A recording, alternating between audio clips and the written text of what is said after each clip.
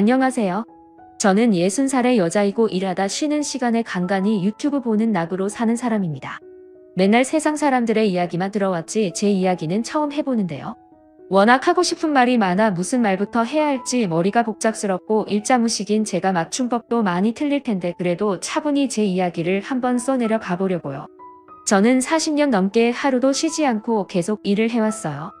제대로 된 교육을 받지 못해 맨날 몸으로 하는 노동을 해왔고 결혼을 했어도 비슷한 처지의 남편과 함께 굳은 일을 해왔어요. 그 시절엔 누구나 힘들었지만 그래도 가족끼리 화목하기라도 하면 힘든 건 다 잊고 위안받으며 다가올 밝은 미래만 생각하며 살게 되잖아요. 근데 저는 그런 것도 없었어요. 지금은 남편이 좀 늙어서 성격이 젊었을 때보단 유해졌는데 젊었을 땐 워낙 괴팍하고 말도 안 통해서 위안은커녕 그 양반 비유 맞추는 데만 급급했어요. 지금 같은 시대엔 생각도 못할 정도로 얼마나 사람을 힘들게 하는지 한 번은 남편이 저를 막 불러서 자기 양말을 벗기라고 하는 거 제가 남편한테 손이 없냐 발이 없냐 그걸 왜 나보고 벗기라고 하냐고 중얼거렸다가 그날 온 집안이 쑥대밭이 되었어요.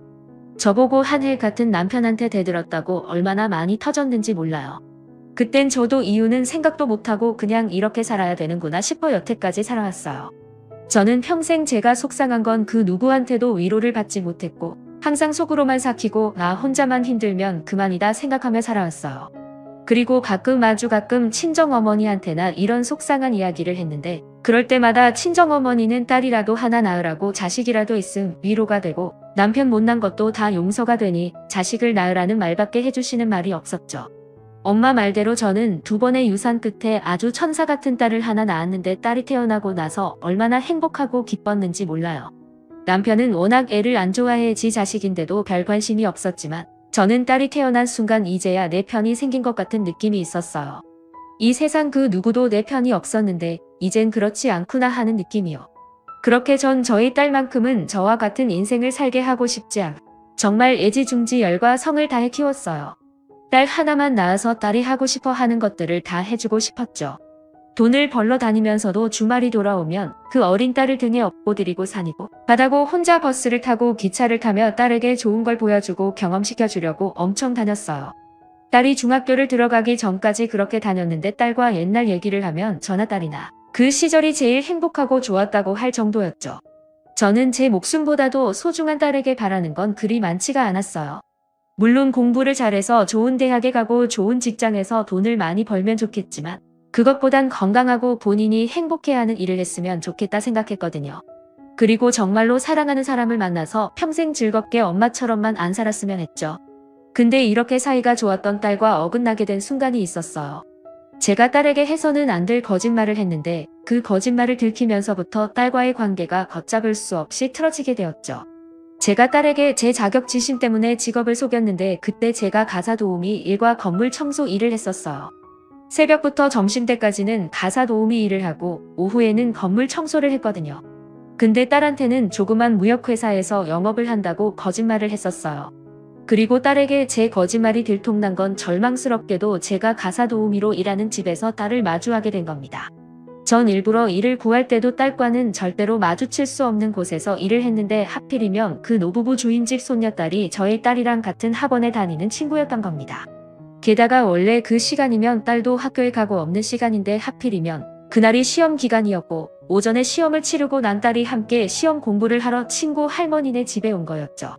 저희 딸과 그 집 손녀딸은 학교는 다른데 시험 기간이 겹쳐온 거였다고 하더군요. 집주인 손녀딸은 저도 가끔 마주쳐서 얼굴은 알고 있었는데 그 손녀딸이 저희 딸과 학원 친구라는 건 정말 꿈에도 몰랐어요. 저는 양손에는 고무장갑을 끼고 머리는 땀으로 범벅이 된 채 주인집 할머니 발밑에서 청소를 하고 있었는데 그 모습으로 딸과 딱 마주치게 된 거죠. 제일 보여주고 싶지 않은 최악의 모습을 딸한테 들키고 만 겁니다. 딸은 순간 몸이 얼음장처럼 굳었고 저도 딸을 본 순간 너무 놀래 들고 있던 걸레를 떨어뜨렸어요. 어디 쥐구멍이라도 있으면 숨어 들어가고 싶을 정도였는데 주인집 할머니가 떨어뜨린 걸레를 제 쪽으로 발로 차며 더럽게 이걸 왜 떨어뜨리냐고 소리를 지르더라고요. 그러니 그 손녀딸이 제 딸에게 저 아줌마가 내가 말한 그 아줌마인데 저러고 맨날 우리 할머니한테 혼난다니까. 애휴 나이 먹고 왜 저렇게 혼나고 살아 학급일 하면서 살아서 저런가? 아줌마 그거 다 치우고 나서 깨끗한 손으로 우리 방에 음료수랑 먹을 것 좀 갖다 줘요. 우린 들어가자 지혜야. 원래 싸가지 없는 주인집 손녀딸이었지만 제 딸 앞에서 저런 이야기를 하니 저는 심장이 요동을 쳤고 딸의 눈치만 보고 있었어요. 그러니 딸이 시뻘개진 얼굴로 그 애한테 갑자기 집에 일이 있는 걸 까먹고 있었다며 오늘은 그냥 가봐야 될 것 같다고 하고 뒤도 안 돌아보고 나가더라고요. 저는 벌벌 떨리는 손으로 끝까지 일을 다 끝내고 집에 돌아갔어요. 마음 같아선 당장이라도 뛰쳐나가는 딸에게 달려가고 싶었지만 혹여나 그랬다간 주인집 손녀딸이 저와 딸 사이를 의심이라도 할까봐 딸의 체면을 지켜주려고 일은 끝까지 하고 나왔어요. 그리고 나오자마자 딸에게 전화를 걸었는데 아무리 전화를 해도 딸이 전화를 받질 않는 겁니다. 그러더니 나중에는 아예 전화까지 꺼놓는데 저는 바짝바짝 타들어가는 마음으로 고장집으로 가서 그날 저녁까지 딸을 기다렸어요. 그렇게 딸은 밤 11시가 돼서야 집으로 돌아왔고 절 보자마자 막 쏘아붙이더군요. 엄마가 왜 얘나 할머니네 집에서 일을 하고 있어? 엄마 회사 다닌다며? 여태 나한테 거짓말한 거야. 대체 언제까지 거짓말을 하려고 했는데 어디까지가 진짜야? 미안해 지혜야. 엄마가 미안해. 거짓말한 거 잘못했어. 너한테 변명할 것도 없이 미안해. 여태 어디 있다 온 거야? 미안하다고 하면 그만이구나. 나는 그것도 모르고 예나가 자기 할머니네 가정부 욕할 때마다 나도 같이 욕하고 같이 욕보고 했는데 그럼 여태 내가 엄마 욕을 하고 엄마 욕을 보고 있었던 거잖아. 만약에 예나가 그 사실 알아버려서 걔네 학교랑 우리 학교까지 소문 다 퍼지면 어쩔 거야? 그땐 얼굴을 어떻게 들고 다니냐고. 이제 막 사춘기에 들어선 딸의 반응은 제 생각보다 너무 격했고 너무 거셌어요. 제가 아무리 타이르고 아무리 미안하다 사과를 해도 딸의 귀엔 제 사과와 제 변명이 들리지 않는 것 같았어요. 그날 이후 딸은 점점 어긋나기 시작했고 빗나가기 시작했는데 제 말은 아예 듣지 않았어요. 이미 거짓말쟁이가 된 제 입지는 점점 좁아지고 있었죠. 그렇다고 딸이 남편의 말을 잘 듣는 것도 아니었어요. 남편은 그럴 때마다 딸을 훈육한답시고 매를 들고 손을 들었는데 그럴수록 딸은 더 어긋나고 방황을 했어요. 그러면서 점점 소위 말하는 문제화가 되어가고 있었죠. 훌륭한 친구들과 어울리면서 하지 말아야 할 행동들을 했는데 그걸 중학교 2학년 때부터 했어요. 담배를 피우고 도둑질을 하고 심지어는 친구를 때려서 경찰서까지 가게 되었죠. 전 그때마다 학교로 불려가 선생님에게는 잘못했다 빌고 피해 학생에게 무릎을 꿇고 그 부모에겐 석고대죄를 했어요. 한 번은 피해 학생 부모가 저를 향해 그런 말을 하더라고요. 당신이 인생을 쓰레기처럼 살아서 당신 따위도 저 모양인 거야. 애들이 누굴 보고 컸겠어? 다 부모 보고 크는 거지. 어떻게 된 게 어른한테 사과 한 번을 안 하고 저렇게 눈을 부라리고 있어. 싸가지 없이 우리 형부가 변호사인데 나 이거 가만히 안 둘 거야. 저렇게 싸가지 없는 것들은 아주 어렸을 때부터 싸게 잘라버려서 이 세상에 발도 못 디밀게 해야 된다고. 그런 말을 듣는데도 딸은 정말 눈 하나 깜짝 안 하고 콧방귀를 끼워꼬대려 무릎 꿇고 있는 제게 짜증이 난다고 하더라고요. 저 또한 그땐 이게 딸의 잘못이 아닌 다 제 잘못 같았어요. 내가 딸한테 거짓말만 하지 않았어도 애가 이렇게까지 어긋나진 않았을 텐데 나 때문이라는 죄책감에 온몸이 죄악으로 짓눌리는 기분이었거든요. 그렇게 딸은 중학교를 간신히 졸업했는데 고등학교는 가지 않겠다고 하더군요. 그러니 그날 또 남편이 난리가 났어요. 딸한테 왜 사냐며 나가 죽으라는 말까지 했고 결국 딸은 제 아빠한테 내쫓겨져서 가출까지 하게 됐어요.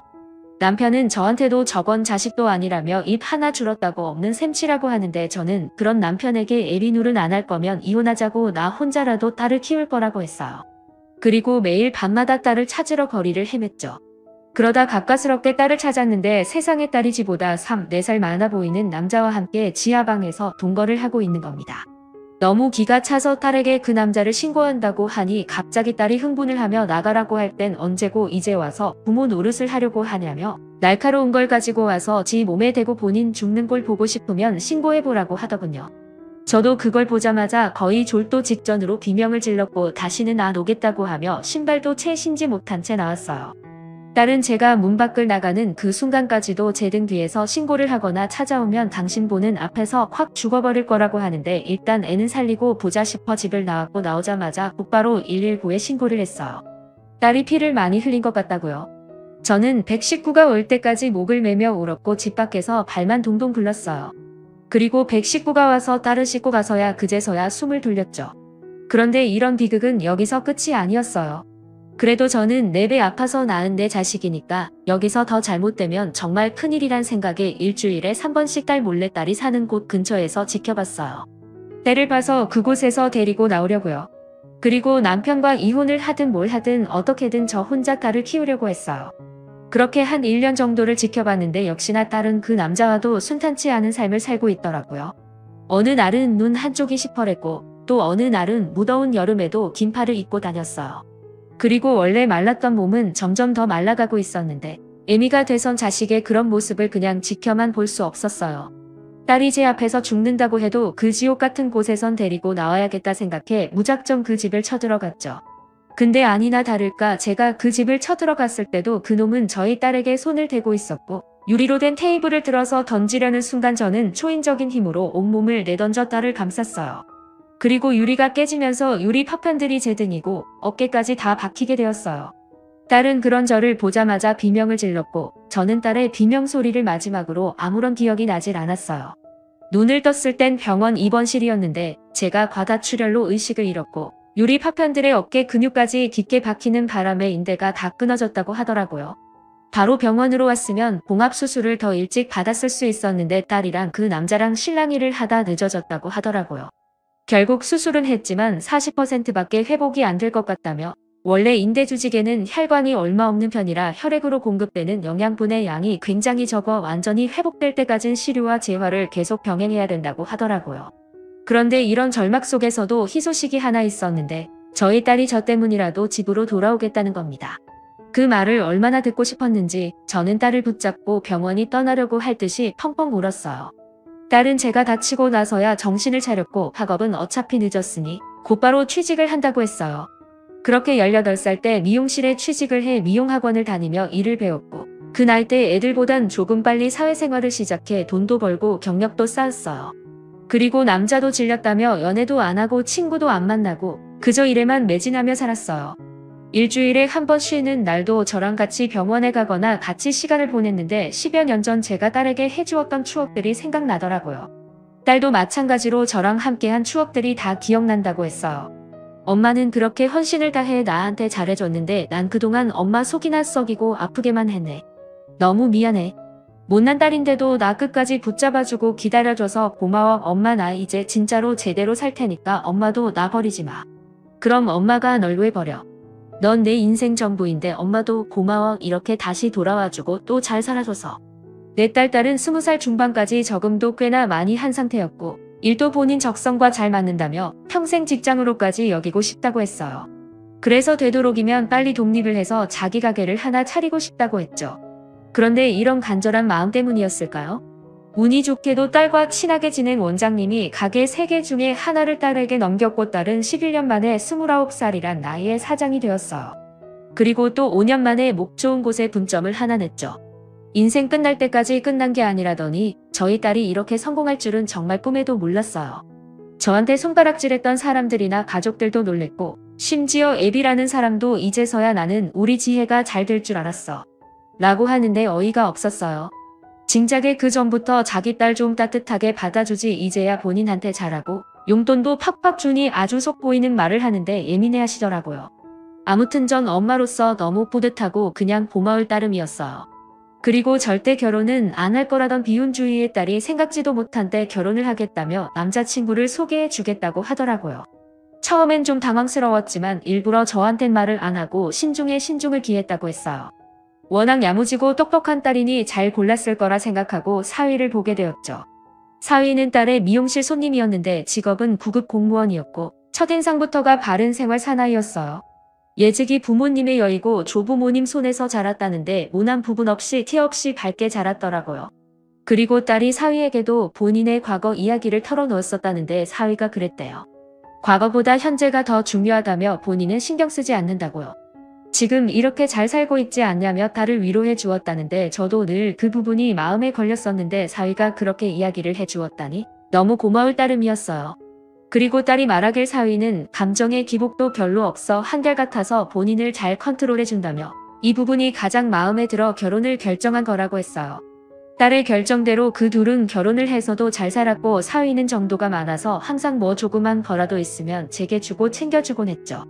어머님 제가 아무래도 공무원이다 보니 대기업 다니는 사람들보단 월급이 적지만 이번에 성과금이 좀 나와서 어머님 용돈 좀 챙겼어요. 이거 얼마 안 되지만 장인어른이랑 맛있는 거 사드세요. 아이고 윤서방 지난달에도 용돈 줬잖아. 자네야말로 이걸로 지혜랑 뭐 맛있는 거 사 먹지. 번번이 나랑 장인 챙기느라 이거 미안해서 어째 아이고 뭘요 제가 드리고 싶어서 드리는 건데요. 제가 얼른 승진해서 어머님 용돈도 더 드리고 할게요. 사위의 사랑은 장모라고 저도 이런 사위가 예뻐서 뭐 하나라도 더 주곤 했네요. 사위는 딸의 사업이 힘들 때나 어려울 때도 항상 기복 없이 묵묵히 지켜봐 주었는데 늘 말없이 딸을 많이 도와줬어요. 제가 해줄 수 없는 부분까지 잘해주니 저는 마음이 든든했죠. 딸도 사는 게 안정이 됐는지 그 덕분에 결혼 3년 만에 또 대학가 근처에 분점을 하나 내게 되었어요. 딸은 이게 다 윤서방 덕분이라며 사위 칭찬을 아끼지 않았죠. 그런데 좋은 일이 있음 항상 안 좋은 일이 뒤따른다고 딸이 3호점 공사를 마치고 집에 돌아오는 길에 교통사고를 당하게 되었어요. 어렸을 때부터 다사다난했던 딸이 이제야 좀 사람답게 행복하게 사나 보다 했는데 그대로 혼수 상태가 되어 깨어나지 않았죠. 사고 소식을 듣고 정말 하늘이 무너지는 줄 알았어요. 어떻게 병원에 갔는지도 생각이 안 날 정도로 다리가 풀려 몇 번이나 주저앉기를 반복했죠.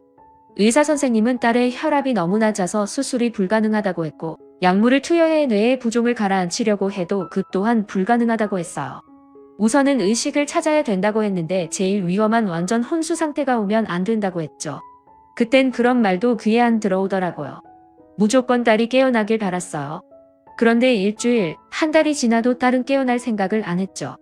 혼수 상태라면 제가 하는 말은 다 듣고 있을 거라 생각해 저는 매일같이 딸을 병원에 가 딸의 손을 잡으며 일어날 수 있다고 의지를 가지라고 말해 주었어요. 그리고 늘 한결같던 사위는 딸의 혼수 상태로 완전히 무너져 매일매일을 술로 쩔어 살았죠. 회사도 안 나가고 동굴 속으로 들어가게 되었는데 제가 찾아가도 문을 열어주지 않더라고요. 게다가 딸한테 미안하고 얼굴 볼 면목이 없다고 찾아오지도 못한 사위였어요. 그렇게 한 6개월이 지났을까요? 딸이 없는 달의 사업체는 그야말로 초비상이 걸렸고 그제서야 사위가 저희 부부를 찾아왔더라고요. 3호점까지 오픈한 마당에 그냥 두고만 볼 순 없다고요. 아버님, 어머님, 제가 공무원 그만두고 지혜 대신 사업 운영하면서 지혜 깨어날 때까지 기다릴게요. 이 사업 지혜가 어떻게 키우고 일군 건데 그대로 무너지게 될 수가 없을 것 같아요. 나중에 지혜 깨어났을 때도 잘 지켰다는 거 보여주고 싶어요. 그렇게 하도록 허락해주세요. 우리야 자네가 그렇게 해준다면 너무 고맙지. 근데 자네 힘들게 공부해서 공무원까지 한 건데 괜찮겠나? 그래, 나도 장인어른 말대로 너무 고마운데 그게 제일 마음에 걸리네. 우리가 뭐 아는 것도 없고 나서서 할 수 없는 것도 없으니까 발만 동동 구르고 있었거든. 그래서 지혜가 가장 소중히 어긴 걸 제가 지켜주고 싶어요. 지혜가 소중한 건 저한테도 소중하니까요. 사위의 말대로 저인 딸의 사업체를 전적으로 사위에게 맡기기로 했고 사위는 미용 기술이 없으니 직원 관리와 매장 관리 그리고 운영 회계를 도맡아 한다고 했어요. 그리고 저는 그런 사위를 대신해 딸을 돌보는 데만 집중하기로 했죠. 그러던 어느 날 사위가 저녁 늦게 딸의 병원에 찾아왔는데 혼자 온 게 아니라 직원 3명과 함께 왔더라고요. 딸의 상태를 아무리에게도 보여주지 않으려 했던 사위였는데 그 직원들은 딸과 오랫동안 일을 한 사람이어서 데리고 왔더군요. 그중 한 명은 누워있는 딸을 보고 오열을 하는데 너무 늦게 와서 미안하다고 하는데 그 모습에 다들 눈물을 훔쳤어요. 근데 이상하게 그 이후로 사위가 그 직원이랑 저희 딸을 자주 보러 오더라고요. 그러다 결국 사달이 나고 말았어요. 역시나 사위놈은 그 간호사에게 불륜 행각을 들킨 이후로 병원에 오지 않았고 딸의 병원을 더 좋은 데로 옮기자고 하더라고요. 딸을 위하는 척 생각하는 척하면서 지 더러운 행각을 감추려 한 거죠. 저도 옳다구나 싶어 딸 병원을 바꾸는 데 동의를 했어요. 그래야 입원실 곳곳에 녹음기와 소형 카메라를 설치해 그 둘의 불륜 행각을 잡을 수 있으니까요. 그리고 나서 사위와 그 직원을 유인했어요. 근데 윤서방, 그때 우리 지혜 보고 울었던 직원 말이야. 그 직원은 요새 왜 안 와? 우리 지혜를 많이 생각해주고 기억해줘서 너무 고마웠는데 병원도 옮겼으니까 나도 얼굴 좀 볼 겸 같이 한번 와. 반찬도 좀 전해주게. 아, 내 장모님 그렇지 않아도 박 실장이 지혜 보고 싶다 했었는데 언제 한번 데리고 올게요. 요즘 바빴거든요. 그리고 얼마 뒤 사위는 그 여자를 데리고 병원에 왔고 저는 제 계획대로 그 둘만 남겨놓고 급한 일이 있다며 먼저 병원에 나왔어요. 제발 둘이 뭐라도 해라 하는 마음으로요. 그래야 증거를 잡을 수 있으니까요. 동동거리는 심정으로 사위가 병원에서 나왔다는 연락만 기다리고 있었고 한두어 시간 뒤에 병원에서 나왔다는 연락을 받자마자 불이 나게 병원으로 가 녹음기며 소형 카메라를 회수했어요. 그리고 바로 확인할 수 있는 녹음기부터 재생을 했죠. 역시나 제가 나가자마자 그 둘은 누가 봐도 연인처럼 보이는 대화를 이어나가는데 그 말들이 너무 충격적이었어요. 오빠, 이번에는 조심하자. 그때처럼 또 걸리면 큰일 나. 하필이면 그때 갑자기 우리 둘 다 필 받아서 주체를 못했지. 근데 은근히 스릴 있고 재밌지 않았어? 그렇긴 했지. 짜릿하더라. 그런 김에 오늘도 그때처럼 아우 진짜 오늘은 우리 집으로 가자. 내가 서비스 확실하게 해줄게. 만약에 들키면 그땐 진짜로 큰일 나. 알았어, 알았어. 그래도 다행인 게 병원으로 옮겨서 운이 좋았어. 그리고 장모도 아무 소리 없는 거 보니까 그 간호사도 확실히 입 닫은 것 같고. 하긴 내가 돈을 얼마나 줬는데 지 한 달 월급은 그냥 꽁으로 번 거야. 그렇게라도 했어야지. 근데 오빠, 내가 어디서 봤는데 혼수 상태라고 해도 다 듣고 있다고 하더라. 그럼 오빠 와이프도 다 듣고 있겠다. 할 게 뭐야. 그리고 지가 들어봤자 어쩔 거야? 일어나지도 못하는 주제에 지금 2년째 이러고 있는데 일어날 사람이었음 벌써 일어났겠지. 암튼 나는 이 사람 죽기만을 기다리고 있다. 제가 빨리 떠나야 제게 다 내게 되는데. 우리 자기도 힘들지만 조금만 더 참아 제가면 눈치 보는 것도 이제 끝이야. 우리 자유롭게 살아갈 수 있다고. 이 내용 외로 더 많은 내용들이 있었는데 딸이랑 결혼을 한 것도 결국 딸의 돈 때문이었다더라고요. 그동안 바른 척 슬픈 척 했던 사위의 모습들이 가시 같았고 너무 역겨웠어요. 남편도 그걸 듣곤 둘이 스킨십하는 장면까지 본 순간 눈이 돌아가선 제가 말리기도 전에 야구방망이를 가지고 사위를 찾아갔어요. 사위는 저희 앞에서 빌고 잘못했다며 또 빌었는데 남편은 그런 사위에게 이제 다 끝났다고 그 증거들 가지고 당장 변호사한테 간다고 하더라고요. 근데 그때 남편이 사위를 찾아간 게 결정적인 실수였어요. 다음날 제가 변호사 사무실로 증거들을 가지고 가는 길에 소위 말하는 턱치기를 당했거든요. 그러면서 가방을 통째로 빼앗겼는데 그 안에 녹음기고 카메라고 다 있었는데 그걸 전부 다 뺏긴 거죠. 턱치기를 당하는 순간 사위놈의 짓이라는 게 틀림없었고 아차 싶었어요. 결국 빈털터리로 변호사 사무실에 가니 저보고 혹시 그 파일들을 딴 곳에 옮겨놓거나 백업시켜 놓지 않았냐고 물어보는데 60다 된 노인네가 백업은 보고 컴퓨터로 옮기는 건 어떻게 하는지 알 턱이 없었죠. 저는 완전히 눈뜨고 코를 베었어요. 그리고 기다렸다는 듯이 사위놈이 병원에 찾아왔더군요. 내가 그랬지? 내가 불량배들 시켜서 그것 뺏어오라고 한 거지? 야 이놈아, 야 이 천벌 받을 놈아, 내가 그러고도 사람이야. 내가 이것까지 경찰에 신고할 거야. 내가 너 아주 콩밥 먹일 거라고 이놈아. 뭔 소리를 하는 거예요? 아 누가 그래요? 증거 있어요? 증거 있냐고. 선량한 사람 잡고 있어. 아주 당신이야말로 무고죄로 고소 한번 당해볼래요? 아니 저 무식한 인간이 나 때렸으니까 폭행으로 고소할까? 뭐? 당신? 이놈아 내가 제대로 미쳤구나. 제대로 미쳤어 이 더러운 놈. 너 빨리 우리 딸하고 이혼해. 이혼하라고. 내가 미쳤어? 약 먹었어? 당신 딸하고 이혼하게? 나는 당신 딸 목숨 끝나는 그날까지 절대로 이혼 안 할 거야. 그리고 막말로 더러웠음 당신 딸이 더 더러웠지. 과거에 온갖 더러운 짓 하고 다녔잖아. 그거 알면서도 내가 결혼해줬으. 마 고맙다고 절은 못할 망정 은혜를 원수로 갖고 있어. 당신 딸 나 아닌 남자도 못 만나는 쓰레기야. 쓰레기 맘 같아선 저딴 소리를 하는 사이에 이빨을 싹 다 뽑아놓고 뒤집어 놓고 싶은 심정이었는데 저는 참을 수밖에 없었어요. 그래야 했던 게 변호사님이 절대로 상대방에게 손을 대거나 피해를 입히지 말라고 했거든요. 그러면 소송할 때 아주 불리하게 작용을 한다고요. 그냥 외도 증거를 모으는 데만 집중하자고 했죠. 남편도 그 소리 듣고 혈압이 올라서 뒷목을 잡고 린 것까지 맞았어요. 근데 문제는 이 악랄한 사위놈이 그 이후부터 아무런 증거를 안 남기는 겁니다. 그 바람핀 실장이란 여자는 미용실에서 해고까지 시키고 절대 만나지 않는데 사랑까지 붙여봤지만 물증이 하나도 나오지 않았어요. 되려 그 둘이 헤어진 것 같다고 하더군요. 환장을 노릇이었고 미치고 팔짝 들 심정이었어요. 그리고 이런 답답한 상황이 계속되던데 새벽에 갑자기 병원에서 연락이 왔는데 지금 당장 오라는 연락이었어요. 저는 그 소리를 듣자마자 심장이 덜컹해 혹시 딸이 잘못됐냐고 물었어요. 근데 제 걱정과는 달리 딸이 깨어났다는 소리를 듣게 되었죠. 남편과 저는 곧장 병원으로 달려갔고 저희 부부는 정말로 깨어난 딸을 2년 3개월 만에 마주하게 되었어요. 병원에선 정말 극적으로 의식을 회복했다며 당장은 일상생활이 힘들지만 눈을 깜빡이거나 표정을 짓는 방법으로 서서히 소통을 할 수 있다고 했어요. 일단 딸이 깨어나서 너무 놀랍고 너무 기쁘지만 사위에겐 절대로 이 사실을 알리면 안 됐어요. 그렇게 저랑 남편은 변호사님과의 상의 끝에 사위가 알 수 없는 곳으로 병원을 또 옮기기로 했어요. 사위 놈이 알 수 없는 산수 깊은 요양병원으로 옮겼는데 딸은 그곳에서 물리치료를 받으며 서서히 소통을 하기 시작했죠. 딸의 의지는 생각보다 강했고 몇 달도 안 돼 돌진한 아기처럼 소리를 내며 키보드로 본인이 하고 싶은 말 정도는 쓸 수 있게 됐어요. 딸이 제일 먼저 물어본 말은 가엾게도 본인 남편 안부였는데 딸에게 사위의 불륜과 거짓된 모습에 대해 대체 어떻게 설명을 해야 될지 몰랐어요. 그 소리를 듣고 딸이 또 충격을 받으면 안 될 텐데 싶었으니까요. 하지만 눈치 빠른 딸은 여태까지 단 한 번도 얼굴을 비추지 않는 사위와 망설이는 제 모습에 무슨 일이 있었다는 걸 알더라고요. 딸은 되려 절 안심시키듯 사실대로 말을 해달라고 했어요. 저 또한 언젠간 이 사실을 알게 될 텐데 최대한 빨리 얘기하는 게 낫겠다 싶어 그동안 있었던 일들을 전부 다 얘기해 주었어요. 사업 얘기부터 불륜의 증거를 놓쳤다는 말까지요. 그러니 딸이 생각지도 못한 이야기를 하는데 오늘 당장 은행에 좀 가자고 하더라고요. 자기 명의로 된 돈이 들어있는 통장과 체크카드를 봐야겠다면서요. 그 통장에 있는 돈은 본인이 처음 일을 할 때부터 매달 얼마씩 저금을 해둔 돈이라는데 그 돈으로 나중에 저희 부부에게 시골에 집을 지어주려고 했대요. 근데 그 통장이 체크카드와 연동이 되어 있어 사위놈이 썼을 수도 있다고 하는 겁니다. 저희는 당연히 그 카드의 존재는 모르고 있었죠.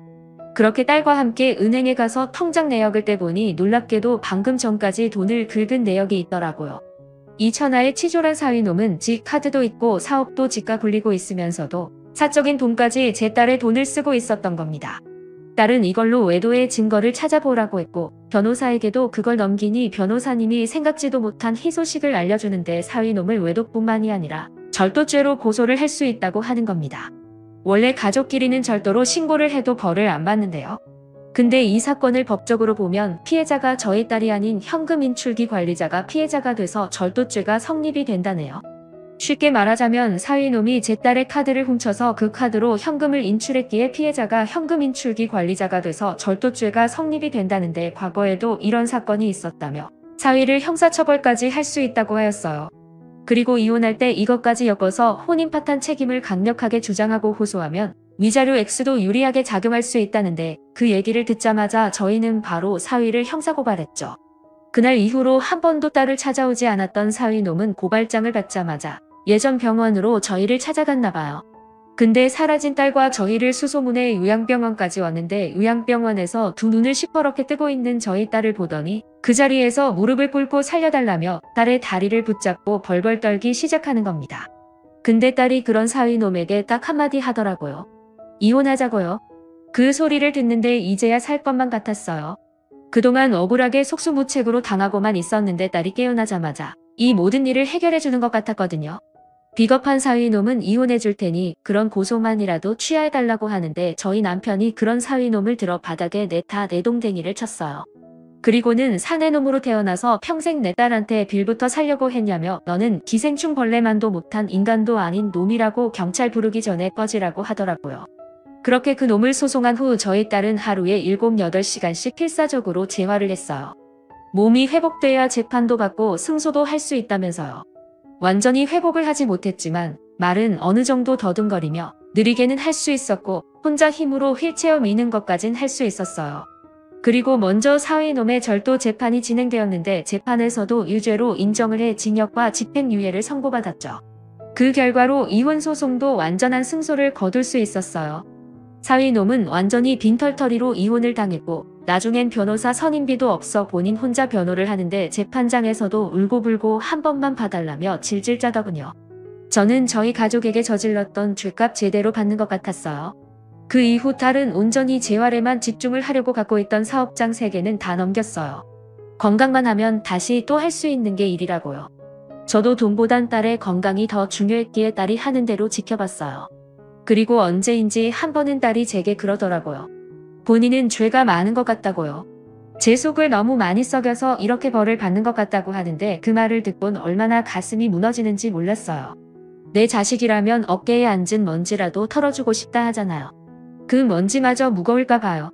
근데 이 세상 내 목숨보다도 귀한 딸이 나 때문에 벌을 받는 것 같다고 하는 말을 듣곤 내가 대신 받고 싶을 정도로 가슴이 아팠죠.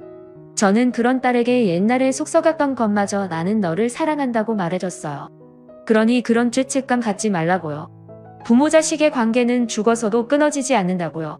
요즘은 정말 많이 회복된 딸과 간간히 주말마다 교외로 나가 콧바람도 쐬고 밥도 먹고 차도 마시고 하는데요.